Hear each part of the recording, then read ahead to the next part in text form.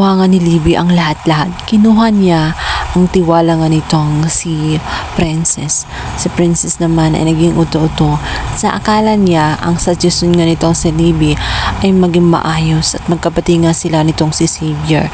Subalit lalo nga mas nagulo ang lahat dahil mas lalong nagagalit itong si Xavier. Lalong-lalo na hindi siya na-surprise at natuwa sa ginawa nga nitong si Princess. Instead, nagalit na galit siya sa kanyang ina dahil bigla na lamang itong dumating sa kanyang birthday. Hindi siya natuwa. Sinagawan niya ng malakas itong kanyang ina. Pakiramdam umano ni Xavier ay pinahiya siya sa lahat at sa harap ng bisita niya. Hindi niya matanggap na bigla na lamang pumunta ang kanyang ina sa naturang birthday party niya. Hindi umano siya karapat-dapat na mag-asta ng ganoon sapagkat nasanay na siya na hindi siya sa kasama araw-araw ng kanyang buhay. Kaya wala mo na siyang karapatan na umasta na parang parte na ng kanyang araw-araw na buhay.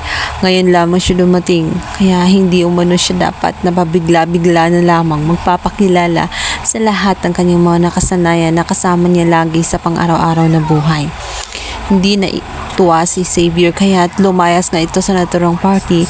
Dito nga ay bigla siyang tinawag ng kanyang lolo. Hindi lamang sa kanyang ina nagalit itong si Xavier, maging itong si Princess kung saan siya ang may pakana ng lahat. Dahil nga sa suggestion nga nitong si Libby, nagkasira ang dalawa at ginatungan pa nga nitong si Libby.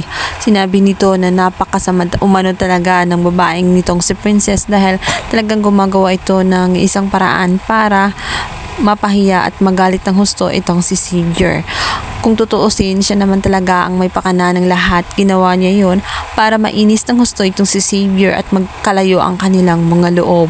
Nagsiselos kasi siya ng husto sa atensyon ni Xavier dito nga kay Princess. Sa kabilang banda, hindi lamang itong si Libby ang gumagawa ng paraan para makuha ang lahat ng atensyon na nasa paligid niya. Maging itong si Divina, kung saan ngayong wala na nga ang kanyang asawa, ay gumagawa na rin siya ng paraan para makuha nga ang atensyon nga nitong si Raymond. At dito nga ay kinaibigan niya ang biyenan nga nitong si Charlene kung saan ayaw na ayaw rin sa kanya. Sinasamantala niya ang pagkakataong yun at dahil sa nagustuhan din ito ang kanyang pagkikipag-ugnayan, talagang ginusto nito na pumasok ito at mag-invest. Hindi naman nagustuhan nitong si Charlene at nitong si Raymond ang gustong pasukin nga nitong si Divina. Gumagawa lamang umano siya ng paraan dahil pinipilit niya ang kanyang sarili na isiksik sa kanilang mga buhay. Kaya naman hindi hahayaan nitong si Charlene na papasok nga itong si Divina sa kanilang mundo. Dahil alam niya kung gaso itong si Divina at alam niya na hindi ito gagawa ng kabutihan pagdating sa kanilang pamilya. At papasok lamang siya dahil mayroon siyang sariling interest. Yun lang ang iniisip niya para makuha nga itong si Raymond maging itong kanyang totoong anak na ito nga si Libby.